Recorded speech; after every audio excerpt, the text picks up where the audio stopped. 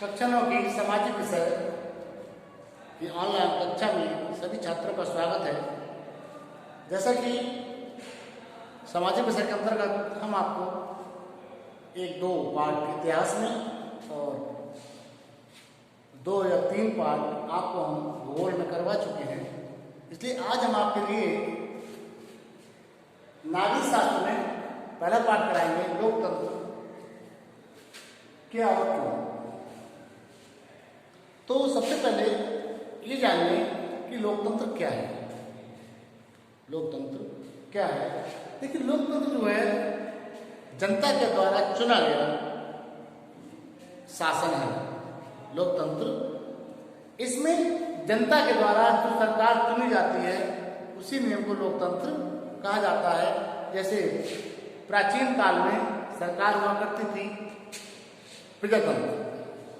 प्रजातंत्र में क्या होता था, एक राजा होता था तो वो अपनी प्रजा पर राज करता था। वो राज्य भले ही किसी प्रकार करता था, जनता के हितों को ध्यान में रखते हुए या जनता के हितों को ध्यान में ना रखते हुए किसी प्रकार का राज करता, किसी प्रकार से राज करता था, तो जनता को उसे झेलना ही झेलना था। किसी प्रकार का उसमें जनता कोई विरोध नहीं कर सकती थी, और जो लोग विरोध करते थे उनको कड़ी से कड़ी सजा दी जाती थी, अर्थात कभी कभी मृत्युदंड भी दिया जाता था। तो जनता जो थी इससे बहुत ही दुखी थी। तो अब उसमें होता क्या था कि राजा को बदला नहीं जा सकता था, तो उनको पता था कि अगर ये राजा की मृत्यु हो जाएगी तो इसका बेटा इसका स्थान ले लेगा, और उसकी मृत्यु के बाद उसका बेटा ये स्थान ले लेगा। तो प्रजातंत्र में सरकार जो थी एक जिसे कहते हैं परिवार में ही चलती रहती थी। परिवार दर परिवार सरकारें चला करती थी और राज हुआ करते थे। परंतु जब लोगों में जागृति आई तो उन्होंने क्रांति करनी शुरू कर दी। सबसे पहले क्रांति विश्व में हुई फ्रांस में। फ्रांस में की प्रथम क्रांति हुई 17 जुलाई 1789। जब फ्रांस में क्रांति हुई और वहाँ क्रांति के बाद बहुत ही संघर्ष करने के बाद वहाँ पर लोकतंत्र का जो शासन था, जो वहाँ पर लोकतंत्र जो था वो वहाँ मान लिया गया और वहाँ लोकतंत्र व्यवस्था लागू हो गई, लोकतंत्र की शासन व्यवस्था लागू हुई। तो इसके साथ साथ हमने कहा फ्रांस में तो हुआ है, तो फ्रांस के लोगों को देखा देखी यूरोप के अन्य देशों के लोग जो थे, यूरोप के अन्य देशों के लोग थे, वो भी फ्रांस के साथ आ गए। और जब उन्होंने सुना कि फ्रांस के लोगों ने क्रांति करके अपने देश को आज़ाद करा लिया है और वहाँ पर लोकतंत्र व्यवस्था, लोकतंत्र की शासन व्यवस्था लागू हो गई है, तो लोकतंत्र के साथ साथ तो फ्रांस के साथ साथ वहाँ के बहुत सारे देश भी फ्रांस के साथ आ गए। तो उन्होंने फ्रांस को बुलाया, उन्होंने पूछा, सारी बात हुई, आपस में मिलजुल के लोगों ने बात की। तो हमें पता लगा कि अगर हम विरोध करें, अगर हम सरकार से विरोध मिलकर एक साथ करें, तो अगर हम क्रांति करें तो हम भी अपनी शासन व्यवस्था को बदल सकते हैं। तो इसी प्रकार का एक क्रांति हमारे भारत में भी हुई। क्रांति हमारे क्रांतिकारियों ने भारत में भी क्रांति, हमारे अंग्रेजों से मुक्ति दिलाने के लिए बहुत से क्रांतिकारियों का हमारे यहाँ बलिदान हुआ, और बहुत से क्रांतिकारी दीवार में चुनवा दिए गए, बहुत से क्रांतिकारियों, और जब तो कहीं बड़ी मुश्किल से जाकर भारत को भी अंग्रेजों की दास्ता से मुक्ति मिली। इसी प्रकार का एक शब्द है लोकतंत्र। तो हम लोकतंत्र पर आते हैं। लोकतंत्र क्या है? तो शाब्दिक अर्थ में लोकतंत्र जो होता है इसकी अंग्रेजी होती है डेमोक्रेसी। डेमोक्रेसी, तो डेमोक्रेसी को हम अंग्रेजी में इसी जो एक भाषा है ग्रीक, इसका हिंदी रूपांतर जो है ग्रीक भाषा के 2 शब्दों से मिलकर बना है। पहला शब्द है डेसोस और दूसरा है क्रेसिया। तो डेसोस का अर्थ है जनता और क्रेसिया का अर्थ है शासन, अर्थात जनता के द्वारा शासन, जनता के द्वारा प्रत्यक्ष रूप से या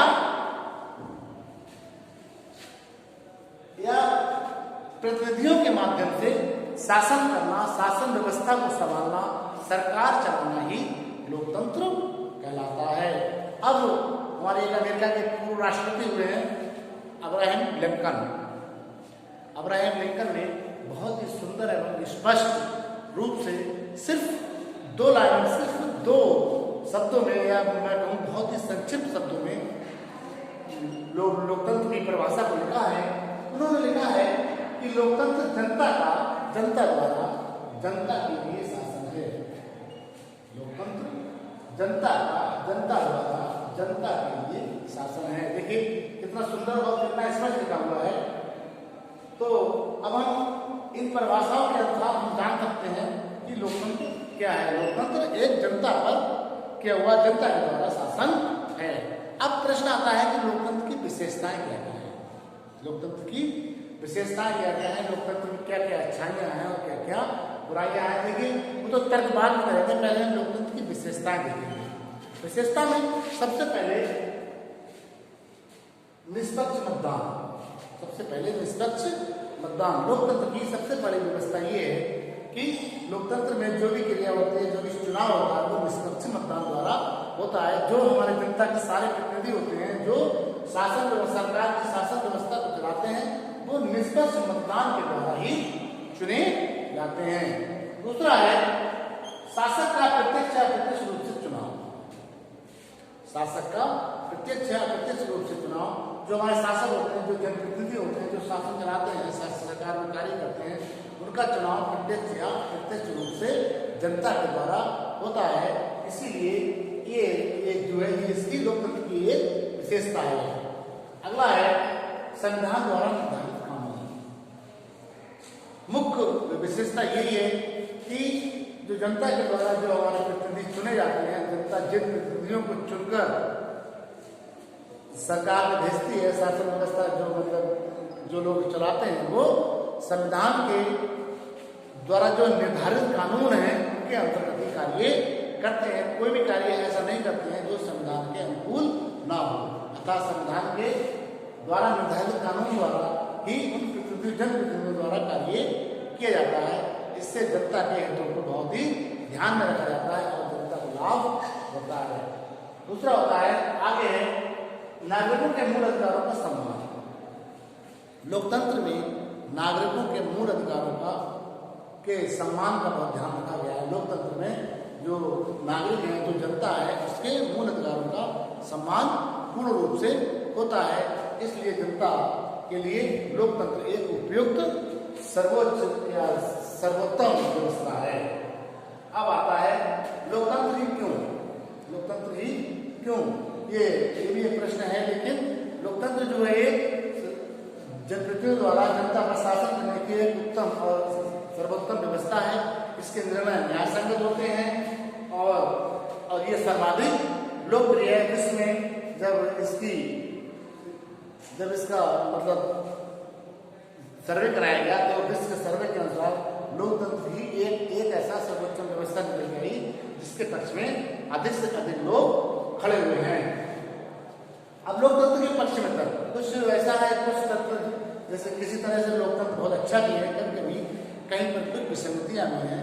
तो पहले पक्ष में तर्क हैं वो हम आपके सामने पढ़ते हैं। लोकतंत्र में पक्ष में तर्क है शासन का उत्तरदायी स्वरूप।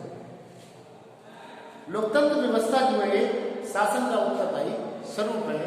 इसमें जो प्रतिनिधि जो होते हैं वो शासन के प्रति, वो लोगों के प्रति, वो नागरिकों के प्रति उत्तरदायी होते हैं। वो उनकी जो है किसी भी कार्य करने के लिए जनता के प्रति जवाबदेही होती है। इसलिए सारे कार्यों जनता के हितों को ध्यान में रखकर ही करते हैं। इसलिए लोकतंत्र जो है वो जनता का एक शासन का जो है उत्तरदायी स्वरूप है। अर्थात वो जनता के लिए जवाबदेही या उत्तरदायी होते हैं। दूसरा है विचार विमर्श पर आधारित। लोकतंत्र में जितने भी निर्णय होते हैं, जितनी भी व्यवस्थाएं होती हैं, जितनी भी योजनाएं होती हैं, सब आपसी विचार विमर्श के बाद ही चलाई जाती हैं, जो कि एक लोकतंत्र का एक सर्वोत्तम व्यवस्था है। क्योंकि विचार विमर्श पर निर्धारित, अगर विचार विमर्श पर आधारित होकर सभी से विचार विमर्श करके कोई कार्य किया जाएगा तो उस कार्य में विसंगतियां होने की संभावना नहीं रहती है। उस कार्यों में लोगों के जो अहित होने की संभावना नहीं रहती है। इसलिए ये भी एक लोकतंत्र का एक सर्वोत्तम व्यवस्था है। लोकतंत्र की एक सर्वोत्तम व्यवस्था है और गलती ठीक करने का अवसर। लोकतंत्र में गलतियां ठीक करने का अवसर प्राप्त होता है। मान लीजिए कोई सरकार इस समय किसी धोखावश या किसी तानाशाही वश कोई गलत कार्य कर देती है, तो 5 साल के बाद सरकार उसको, जनता उसको हटाकर उसको उसकी सजा दे देती है। जनता उसको हटाकर, उसको कुर्सी से हटाकर उसकी सजा दे देती है और उसकी जगह पर दूसरी सरकार को चुन लेती है। तो उनको इस बात का एहसास होता है कि हमारे कोई भी कार्य गलत, तो वो मंथन करते हैं कि जनता ने हमें क्यों हटाया, जनता ने हमें कुर्सी से क्यों हटाया। तो इस बात पर मंथन करते हैं, तो वो अगली बार जब चुनाव उतरते हैं तो उन्हें अपनी गलती का एहसास हो जाता है, तो और उसमें गलती की तो वो अपनी गलती ठीक करने का अवसर उन्हें भी मिलता है, तो वो अपनी गलती को ठीक कर देते हैं और दोबारा से शासन व्यवस्था चलाने की जिम्मेदारी चाहते हैं। एक व्यक्ति एक मत एक सिद्धांत, लोकतंत्र में सबसे मुख्य बात यह है कि एक व्यक्ति सिर्फ एक मत देता है, तो इसमें किसी भी प्रकार की कोई भ्रष्टाचार आदि की संभावना नहीं होती है। इसलिए इसके पक्ष में एक सर्वोच्च तानाशाही मुक्त शासन, तानाशाही मुक्त शासन। जब सरकार द्वारा या जनता द्वारा चुने हुए प्रतिनिधियों के हाथों में हमारी शासन व्यवस्था होती है, तो उसमें तानाशाही मुक्त शासन नहीं होता है, क्योंकि उनको जो हमारे जनता के द्वारा प्रतिनिधि हैं, जो जिनको चुनकर जनता ने सरकार बनाने के संसद में भेजा है, तो वो जानते हैं अगर हम जनता के साथ तानाशाही का व्यवहार करेंगे तो जनता हमें 5 साल के बाद सरकार से बाहर कर देगी। इसलिए जनता जो है तो वो जनता के लिए तानाशाही का व्यवहार नहीं करते हैं और जो शासन होता है वो तानाशाही मुक्त होता है। इसके बाद आता है नागरिकों का सम्मान। लोकतंत्र में चूंकि जो जनप्रतिनिधि होते हैं वो जनता के अधिक करीब होते हैं, जनता के बहुत करीब होते हैं, जनता के संपर्क में रहते हैं, इसलिए वो जनता का सम्मान करते हैं और उसमें जनता का सम्मान भी अधिक होता है, क्योंकि वो जानते हैं अगर हम जनता का सम्मान करेंगे, जनता के अगर हम पास रहेंगे, उनसे जुड़े रहेंगे, तो हमारा जो हमारी शासन व्यवस्था जो है वो आगे भी चलती रहेगी और किसी प्रकार का कोई भी त्रुटि नहीं होगी। इसीलिए नागरिकों के सम्मान में कोई भी कमी नहीं करते हैं, अर्थात लोकतंत्र में नागरिकों का सम्मान अधिक होता है। इसके बावजूद इसमें कुछ विपक्ष में भी तर्क दिए गए हैं, जैसे सरकार परिवर्तित होने पर कार्य प्रणाली पर प्रभाव। कुछ लोगों का मानना है सरकार जब परिवर्तित होती है तो कार्य प्रणाली पर प्रभाव पड़ता है। सरकार परिवर्तित होने का मतलब है जैसे 5 साल बाद कोई सरकार बनती है और उस सरकार की योजनाएं पहले से चल रही थी, मतलब कहीं सड़क योजना चल रही थी और कोई कृषि से संबंधित कोई योजना चल रही थी और कोई बड़ी बड़ी योजनाएं जो सरकार चलाती है लोगों के हितों को ध्यान में रखकर कोई योजना चल रही थी। तो जो योजनाएं जो है जब तक चुनाव आ जाता है, योजनाएं चलती हैं तब तक चुनाव आ जाता है, तो वो योजनाएं जहाँ की तहाँ रुक जाती हैं। तो इसीलिए उनका मानना है कि सरकार परिवर्तित हो जाती है तो वो कार्यक्रम जो रुक जाती है और उस पर प्रभाव पड़ता है, तो उसमें तो उन योजनाओं को लागू करने में, उन योजनाओं को धरातल पर लाने में बहुत ही समय लगता है और उस पर प्रभाव पड़ जाता है। इसीलिए ये भी कुछ लोग इसको एक वितर्क मानते हैं। दूसरा है अधिक व्यय। इसके विपक्षी लोगों का मानना है कि बार बार सरकार बनने से खर्चा अधिक होता है। बात भी सही है, लेकिन खर्चा अधिक होता है। जब बार बार सरकार बदलती है तो बार बार चुनाव होते हैं, चुनाव होने में बहुत ही चुनाव प्रचार में आदि में चुनाव कराने में सरकार का खर्चा बहुत होता है और ये खर्च का जो पैसा होता है वो सब कर द्वारा जनता से वसूला जाता है। इसीलिए लोगों का मानना है कि बार बार चुनाव नहीं होने चाहिए। अगला है भ्रष्टाचार। अब इसे भ्रष्टाचार का बढ़ावा कहाँ से मिलता है? भ्रष्टाचार देखिए इसमें क्या होता है, लोकतंत्र में क्या होता है कि एक जनप्रतिनिधि सिर्फ 5 साल के लिए चुना जाता है, तो वो ये सोचता है हो सकता है मैं 5 साल के बाद दोबारा कुर्सी प्राप्त मुझे ना हो, इसलिए वो भ्रष्टाचार में संलिप्त हो जाता है। कभी कभी क्या करता है, वो असंगठित कार्य करने लगता है, लोगों से घूस और लोगों के लिए अहितपूर्ण कार्य करने लगता है, तो और मतलब लोगों से मतलब अनाप शराब कर वसूलने लगते हैं। तो इसीलिए जो होता है कहते हैं भ्रष्टाचार इससे शुरू होता है।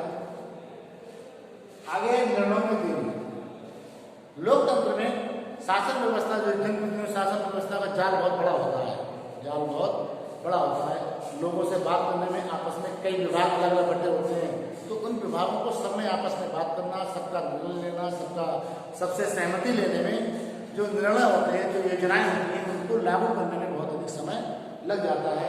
इसलिए इसको उन्होंने इसके वितर्क में विपक्ष में रखा है। दूसरा है अस्थिरता। सरकार में अस्थिरता बनी रहती है। मान लीजिए कोई दो दल मिलकर कोई सरकार बनाते हैं, तो अगर एक सरकार के मन की बात दूसरा दल नहीं करता है, एक पार्टी दूसरे पार्टी के मन की योजना लागू नहीं करती है, उनके अनुसार कार्य नहीं करती है, तो वो अपना समर्थन वापस ले लेते हैं। तो दूसरा दल जो है, दूसरी सरकार जो है, दूसरे पार्टी के लोग अपने समर्थन वापस लेते हैं और सरकार गिर जाती है। इससे सरकार में अस्थिरता बनी रहती है और सरकार मनमाने ढंग से कार्य नहीं कर पाती है। नैतिकता में कमी। नैतिकता में कमी का मतलब है यहाँ पर लोगों में, जैसे जनप्रतिनिधियों में नैतिकता की कमी हो जाती है। जब लोग, जाहिर सी बात है, जब लोग भ्रष्टाचार में विलुप्त हो जाएंगे, भ्रष्टाचार में लग जाएंगे, तो लोगों में नैतिकता की कमी होना एक स्वाभाविक बात है। इसलिए कहा गया है कि इसमें नैतिकता की कमी हो जाती है। इसके साथ साथ लोकतंत्र क्या और क्यों के जो पार्ट है, इसमें इसको लिखने के लिए आपको हम PDF के माध्यम से एक PDF भेजेंगे, आप उसे लिखें। धन्यवाद।